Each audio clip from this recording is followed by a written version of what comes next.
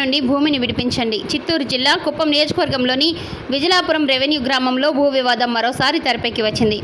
తమ కుటుంబం దశాబ్దాలుగా సాగు చేసుకుంటున్న భూమిని అక్రమంగా ఆక్రమించుకుని అధికారుల సహకారంతో రికార్డులను సైతం మార్చుకున్నారని బాధిత కుటుంబ సభ్యులు సరస్వతి ఆరోపణ చేశారు. ఈ సందర్భంగా ఆమె మాట్లాడుతూ పిఠాపురం గ్రామ పరిధిలో ఊరి తోటి అయిన తమ తాతకు సుమారు 70 సంవత్సరాల క్రితం తోటి ఇనాము కింద అప్పటి జమీందారు కొంత భూమిని ఇవ్వడం జరిగిందని అన్నారు. తమ తాత తదనంతరం ఆ భూమిని తమ తండ్రి వారి సోదరుల వాటాకు భూమికి బదులుగా సొమ్ము చెల్లించి మొత్తం భూమిని ప్రభా కుటుంబీకులే అనుభవిస్తున్నట్లుగా తెలియజేశారు. అయితే 2021లో తన తండ్రి మునుస్వామి మరణించిన అనంతరం తమ ప్రక్క భూమి యజమానులు తన భూమిని దౌర్జన్యంగా ఆక్రమించుకొని వారి భూమిలో కలుపుకున్నట్లుగా బాధితులు తెలియజేశారు. ఈ విషయమై గ్రామస్తులు పంచాయతీ నిర్వహించిన పోలీసులను, రెవెన్యూ అధికారులను ఆశ్రయించినా తమకు న్యాయం జరగలేదంటూ ఆవేదన వ్యక్తం చేస్తూ ఉన్నారు. నిజానిజాలు తేల్చి బాధితులకు న్యాయం చేయవలసిన ప్రభుత్వ అధికారులు అప్పటి స్థానిక ఎస్ఐ అక్రమాలకు అండగా నిలిచి తమను బెదిరించి ఖాళీ కాగితాలలో సంతకాలు చేయించుకున్నట్లుగా తెలియజేశారు. ఈ వ్యవహారం మొత్తం వైసీపీ ప్రభుత్వ హయాంలో అక్రమార్కులు రాజకీయ అండతో చేసినట్లుగా బాధితులు ఆరోపిస్తున్నారు. పోలీసుల అండతో ఖాళీ కాగితాలలో సంతకాలు చేయించుకున్న అనంతరం రెవెన్యూ రికార్డులలో సైతం భూమిని అక్రమార్కులు తమ పేరుకు మార్చుకున్నట్లుగా తెలిసిందని అన్నారు. ఇంత జరిగినా ఎవరూ తమకు న్యాయం చేయకపోవడంతో రాష్ట్ర ముఖ్యమంత్రి నారా చంద్రబాబు నాయుడు, ఉప ముఖ్యమంత్రి కొణిదెల పవన్ కళ్యాణ్ స్పందించి ముఖ్యమంత్రి స్వయంగా ప్రాతినిధ్యం వహిస్తున్న కుప్పం నియోజకవర్గ వాసులైన తమకు న్యాయం చేయాలని వారు కోరి ప్రార్థిస్తూ ఉన్నారు. విజలాపురం సార్, మీకు నమస్కారాలు. మాది విజలాపురము. నా పేరు వచ్చి సరస్వతి, మా నాయన పేరు వచ్చి మునుస్వామి, మా అమ్మ పేరు వచ్చి తిమ్మక్క. మేము ఈ భూమిని 70 సంవత్సరాలుగా చేసుకొని తింటా ఉన్నాము.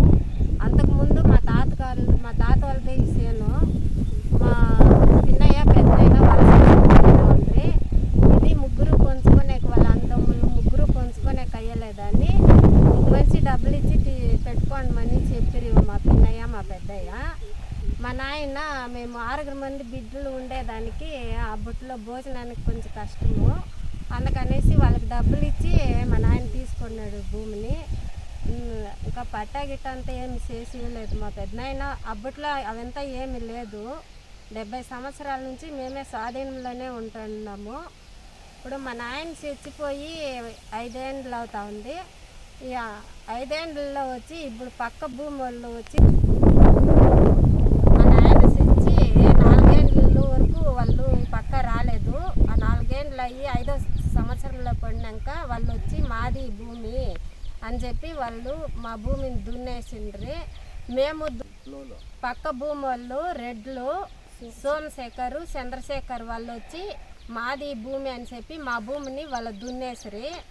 మేము పంచాయతీకి పెట్టిస్తే పంచాయతీకి మేము వచ్చేలేదు, మాది భూమి మేమెందుకు వస్తాము, నువ్వు ఆడికి పోయినా ఏం చేసేకి అయ్యలేదు, మీరు ఏం చేస్తారో చేసుకోపోండి అట్లా అనేసి ఆ పంచాయతీకి కూడా ఎన్నో బాధలు ముప్పు తిప్పులు పెట్టి పంచాయతీలో చేర్పిస్తే పంచాయతీలో వచ్చి మమ్మల్ని ఏం కానీ మాట్లాడలేదు, మమ్మల్ని బయట తరిమేసిరి. మీరు పోండా, మేము చెప్పింది మీరు వినాలా అని గ్రామ పెద్దలు మాట్లాడుకొని సరే మీరు చెప్పిందే మేము వింటాము అని ఒప్పుకుంటాము. వాళ్ళు ఏం చేశారంటే 2 సెంట్ల భూమి 1,70,000 డబ్బులు ఇస్తామండ్రి. అందుకే మాకేంటికి ఆ డబ్బులు, మాకు భూమే కావాలా, మాకు ఉండేది అదే కదా, మీ గ్రామస్తులకి అందరికీ తెలుసును, మాకు ఆ భూమి మాకే కావాలా అట్లా అని చెప్పి అడిగిన దానికి రెడ్లేం చేసిండారు, సేన్ దున్నిండే వాళ్ళు పోలీస్ స్టేషన్ కంప్లీట్ ఇచ్చిరి. సోమశేఖర్ రెడ్డి, చంద్రశేఖర్ రెడ్డి కంప్లీట్ ఇచ్చి మా మీద పోలీస్ స్టేషన్కి పోతుంది. ఆడ పోలీస్ స్టేషన్లో 3 నెలలు తిరిగిండము. మీదైతే మీకే ఇస్తాము, వాళ్ళదైతే వాళ్ళకి ఇస్తామని చెప్పి ఆ ఎస్ఐ సారు ఏం చేసి పోలీసు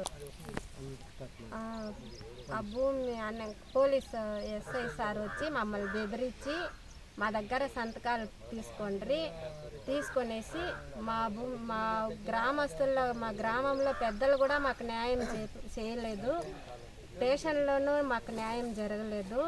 ఇప్పుడు ఆ ఎస్ఐ సార్ వచ్చిందన్న వాళ్ళది భూమి మీది లేదు అనేసి ఎస్ఐ సారు వాళ్ళకే ఇచ్చేసినాడు. మాకు మీరు మాత్రమే మాకు న్యాయం చేయాలా. చంద్రబాబు నాయుడు అయ్యగారు, పవన్ కళ్యాణ్ సారు వాళ్ళు మీరు మాత్రమే మాకు న్యాయం చేయాలా. మిమ్మల్ని నమ్ముకొనే ఉండాం మేము.